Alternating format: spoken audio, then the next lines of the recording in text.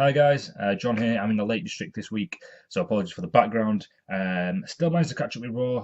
Managed to catch it on Monday night, and due to how horrifically bad it was, I thought I'd still find time to quickly put together a little video for you guys. Now it will be a bit shorter than usual, probably about 10 minutes long or less, just to kind of catch the key moments and talk about it a little bit. So let's get on with it. This lackluster show opened with a blend of Miz TV, highlight reel, and the Ambrose Asylum. We started with Jericho, tried to push forward the Kevin Owens feud, going into Payback. Didn't do much in the way of that. It was an average promo that just kind of said everything we expected Jericho to say at this point. He was interrupted by Miz, who changed the setting to Miz TV, who then interrupted by Ambrose, who changed the setting to Ambrose Asylum. It was fun, it was quirky, there was some fun, really funny moments. Ambrose gifting Jericho a new jacket, a really tacky one. It was nice to see him go back to that rivalry kind of for a little bit, just to remind us about that. But in terms of the rivalries that are going on right now, didn't develop anything. We didn't get any development from Jericho KO. We didn't get any development really from Ambrose Miz, other than a dirty deeds which Miz caught, which was kind of expected. This kind of set up the main event that we were going to get, which was Miz and a mystery partner versus Jericho and Ambrose in the main event. Sounded quite promising. Like I said, the opening segment was fun. It was a bit overstretched, a bit long, but it was fun. And it set up the main event. Like I said, it was something that could be expected to be quite interesting had the mystery opponent not been a poor one. Next up, Matt Hardy versus Sheamus. Last week we got Jeff Hardy versus Cesaro in a match that finished with Jeff Hardy getting a wing with a Swanton Bomb. I was expecting a Sheamus win. Usually in these situations, they do one team wins one singles match, one team wins the other. This case, I've had Hardys win both. That says something, I think. I guess the match itself was okay. It was well paced. It was good fun. Didn't do anything spectacular, but he did what he needed to do. The end was the interesting part, with Cesaro getting frustrated at the loss and kind of going for the attack almost, with Sheamus stopping him and instead of the shake of hands. This does signify to me that we're possibly going to get a heel turn at Payback. We'll have to wait and see. But this definitely looks like this kind of respect they've got for each other, Hardys and Cesaro, are definitely going to break down at Payback. That's a match I'm looking forward to a lot. Could even steal the show. We'll have to wait and see. Quick cruiserweight action. We got Neville and TJ Perkins. Obviously, TJ Perkins, this new kind of heel persona he's took on, taking on Jack Gallagher and Austin Aries. Obviously, Neville versus Aries at Payback this weekend for the cruiserweight championship. This match itself, again, didn't get enough time as usual for the cruiserweights, but the time it did, it used well. The match was fast paced. It was fun. All four characters kind of getting into their role and doing what they needed to do to kind of show their abilities, show their talents and their skill sets. The end of the match, Aries getting the win, the pinfall win with a discus 5-arm on TJ Perkins. The match didn't do anything story wise, really, didn't push anything forward so much. It was just a nice, you know what? Thinking about it now, it could have done more, really. It could have done more. It didn't really progress Neville and Aries much. I don't think we've had much progression from these two since WrestleMania. I feel like it's the same match almost. It almost feels like it's the first time these two have gone at each other. So we could have done more, if I'm being honest. But it was a fun match. The match now that was set up over the weekend, if you didn't see, on Twitter, Kalisto tweeted saying that he could take Braun. Braun, doesn't matter how big you are, blah, blah, blah, blah, blah. Kurt Angle responded saying, you want it, you got it. Dumpster match on Raw, Braun Strowman versus Kalisto. This is a match a lot of people were excited for. What was going to happen, kind of what was going to be interesting. A lot of people expected Roman to be in the dumpster. He wasn't. The match itself was pretty short. It was kind of what we expected, the match itself, as far as what actually happened and the action that went down. Interesting part was obviously Kalisto getting the win. Also, Kalisto debuting a new look, a new theme. This is quite interesting and quite cool, actually. The guy, although I'm not his biggest fan, does have talent. We've seen some great moments for him. In case anyone can't remember the Salida del Sol from, was it Money in the Bank? It was definitely off a ladder onto another ladder, a bridge ladder, last year, and that was superb. That made a lot of people open their eyes and go, "Wow, this guy's got heart. This guy's got talent."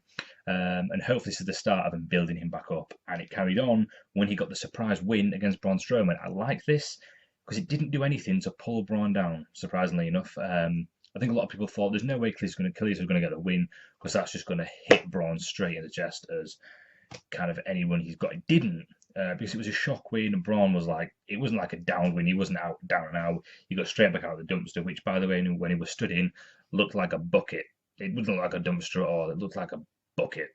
He got out, beat down Kalisto, chucked him in the dumpster, tied it up, and wheeled it off the stage. This was the worst part of the segment and match because it was such an anticlimax. We kind of expected something like that, but the drop was about, not even exaggerating, that high.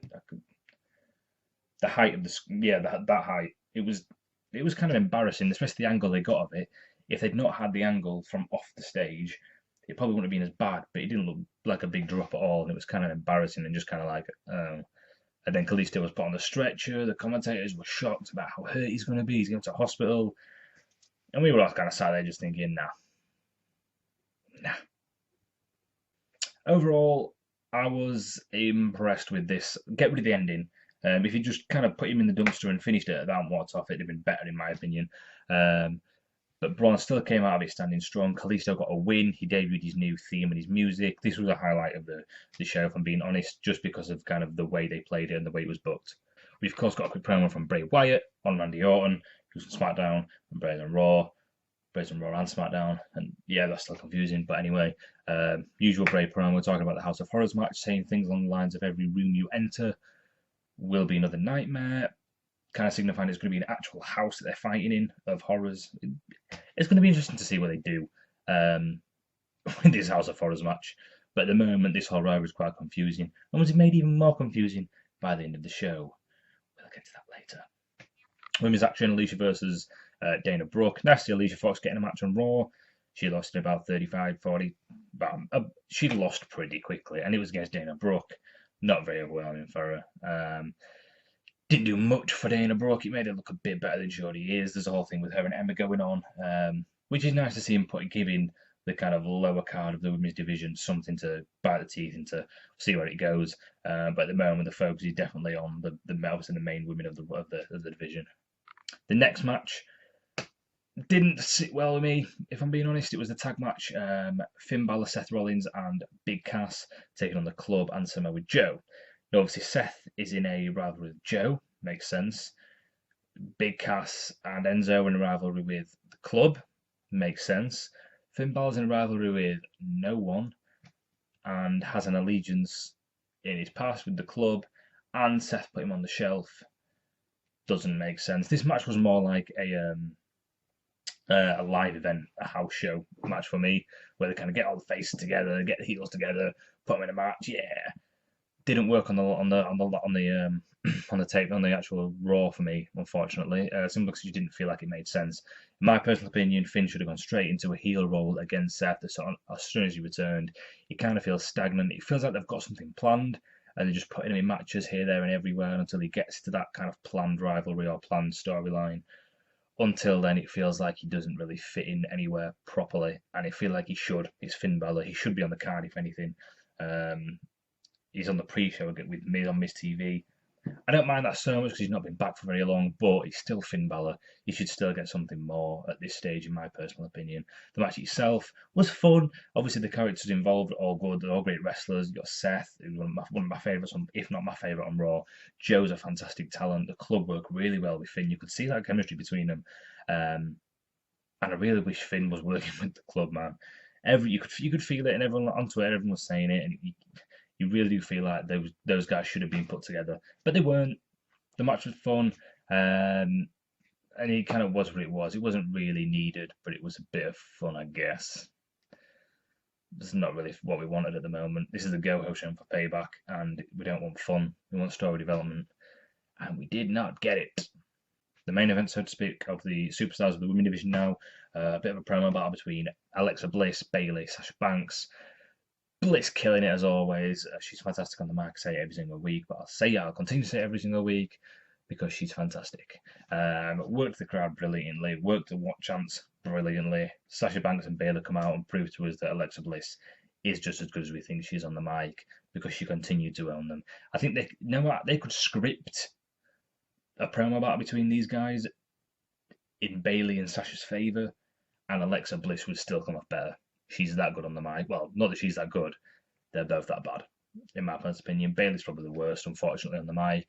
Everything feels incredibly scripted and incredibly drama-ish. And by drama-ish, I mean when you're in school, in kind of early years of school, and you're in drama, and your teacher just said, improvise. We'll do an improvised scene, and you stand up and just blah, blah, blah.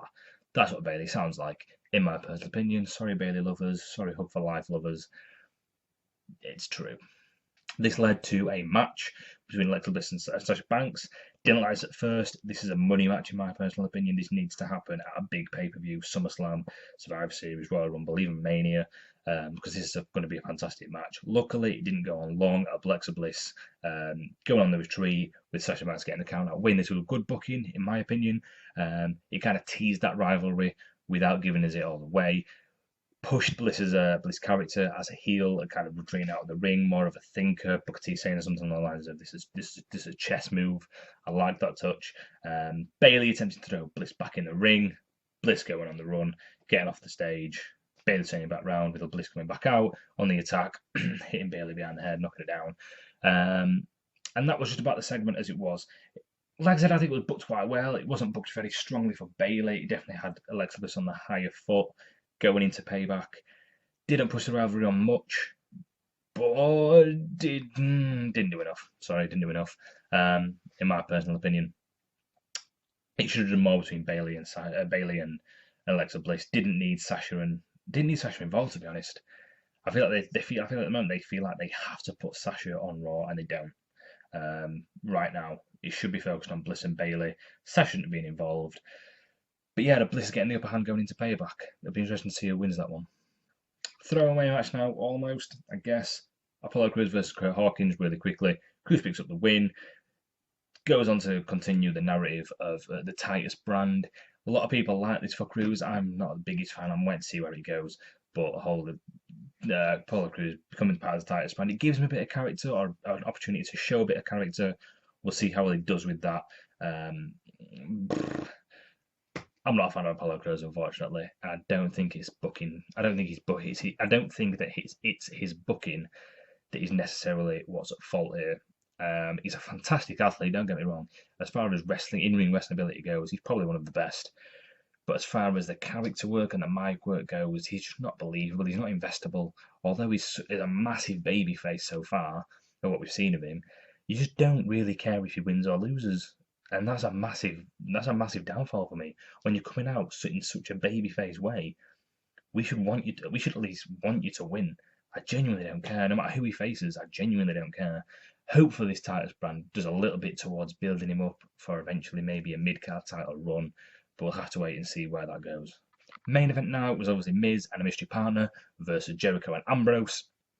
Mystery partner didn't show up, and then it turned into Miz in a handicap match against Jericho and Ambrose. This made lots of sense because it was the heel versus two faces. Because everyone knows if you put your heel in a handicap match against two faces, it makes sense. Because it doesn't make sense. It made Miz the underdog, and you kind of want him to win, to be honest. And that shouldn't happen. He's the heel. Ambrose and Jericho are both big faces. You shouldn't want Miz to win, but everybody did, I think. And they made him do the whole comeback. He shouldn't have lasted that long against those two. He was almost like John Cena in there, like undefeatable, just kept coming back. Dragged down Ambrose. Was it Ambrose dragged Miz out? Or someone dragged someone. This is how memorable it was. Up onto the announce table. All of a sudden, Bray Wyatt appears. Why? Why Wyatt? Why? Hashtag why Wyatt? Why? Bray Wyatt appears on the announce table to an absolutely dead crowd. There was no pop. Not one person in that arena popped for Bray Wyatt. I guarantee you, not one person. And he continued to take down Jericho and Ambrose. Miz tried to be pally with him. He hit him with his Sister Abigail as well. Bray Wyatt standing tall at the end of Raw. No Orton involved. I just don't know what they're doing with this guy. I don't know what they're doing at all. He drops the title to Orton at Mania. He shows up on Raw, cuts a promo on Finn Balor, then goes back onto SmackDown to cut promos on Randy, then comes onto Raw to cut promos on Randy, then turns up at the end of Raw to beat down Jericho, Ambrose, and Miz. You showing his dominance on Raw? That's fantastic. He's not going to go into a title program with Brock Lesnar, is he? Because we know you're not going to do that. That's going to be Reigns or Braun or Finn. That's not going to happen. So this made no sense. It made no sense, and you could feel it in the arena that it made sense. Everyone was just like, "This is great, but why?" If they built it that way, fantastic. But they'd not built it that way, so it made no sense and it was stupid. I'm sorry. The end of Raw was stupid. As you can tell, not a big fan of this Raw. It was a go ham show for Payback, and it simply put did not do enough to build us up for this pay per view. And although on paper, this pay per view is a really good pay per view. The matches on here are fantastic, but this go ham show did nothing to build us up for it, get us excited for it at all. There was no development on any of those matches. All the development was away from the pay per view. Almost. We got development with Apollo Crews. We got development with Sasha versus Alexa. None of those things happened on this pay per view. Build the matches for your pay per view. Kind of, we got bits between Miz and Ambrose again, not on the pay per view. We got nothing for the pay per view. No development between Braun and Roman Reigns. Pretty much no development between, in fact, no development between Seth and Samoa Joe. A tiny bit of development from Bliss and Bayley, but not enough. This Raw was a disappointment. Unfortunately, it was a huge disappointment. To put it simply, where we were in terms of storyline, I say this often, where we were at the start of Raw and where we were at the end of Raw is exactly the same. Pretty much nothing's changed. We don't know anything now that we didn't know at the start of Raw, and that is a bad TV show, unfortunately. I'm going to call it a TV show in terms of when you watch one of your favourite TV shows, you expect something to happen in the episode, which by the end, you feel like you had to watch the episode. We didn't have to watch this at all. Could have missed this Raw, and it wouldn't have made a difference. And when that happens on your go-home show, nah. Thumbs down. Guys, thanks for watching again. Apologies for the background, the quality. I'm going to try and find time to get a SmackDown review done as well. Apologies if I don't. Just trying to try my holiday, but obviously pro wrestling's too awesome to avoid. So yeah, thanks for watching.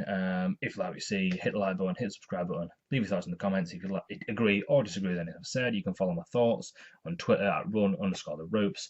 Other than that, check back later for some more reviews.